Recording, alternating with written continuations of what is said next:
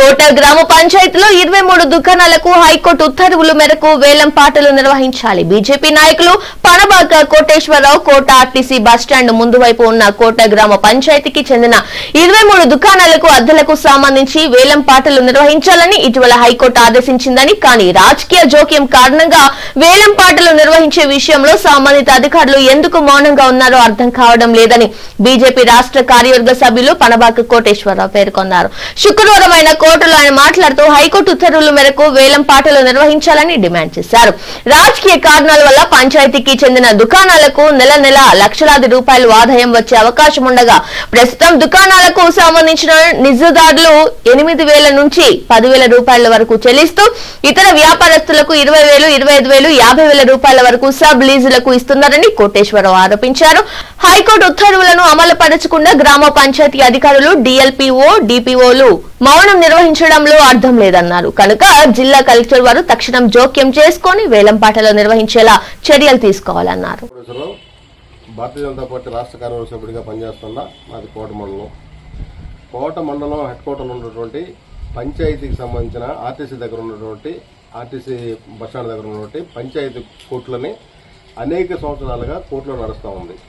అయితే ఇక్కడ ఆ కోర్టులో ఆ లీజుకు తీసుకున్నటువంటి ఆ కోర్టు లీజుకు తీసుకున్నటువంటి లబ్ధిదారులు అటు కోర్టుని పంచాయతీని తప్పుదో పట్టిస్తూ భారీగా పంచాయతీ ఆదాయాన్ని గండికొట్టి వాళ్ళ సొంత ఆస్తులు కూడబెట్టుకున్నారు.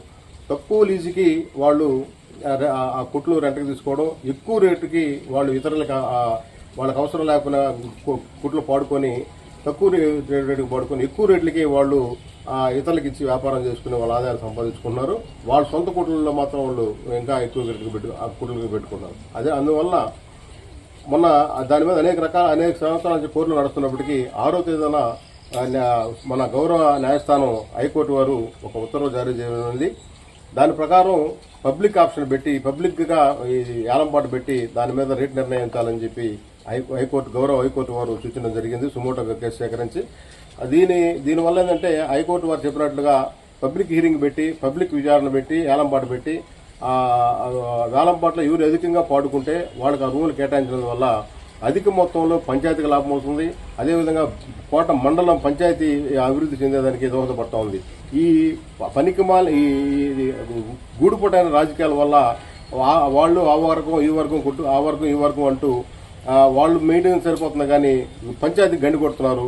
వెంటనే అధికారులు కోరడం ఏంటంటే గౌరవ హైకోర్టు వారు సూచించిన విధంగా పబ్లిక్ వేలంపాటు పెట్టి ఎవరు అధిక మొత్తంలో రేట్లు చెల్లిస్తే వారు భూములు కేటాయించి కోటలో ఉన్నటువంటి నిరుద్యోగ యువతకి అవకాశం కల్పించాల్సిందిగా భారతీయ జనతా పార్టీ నుంచి కోరడం.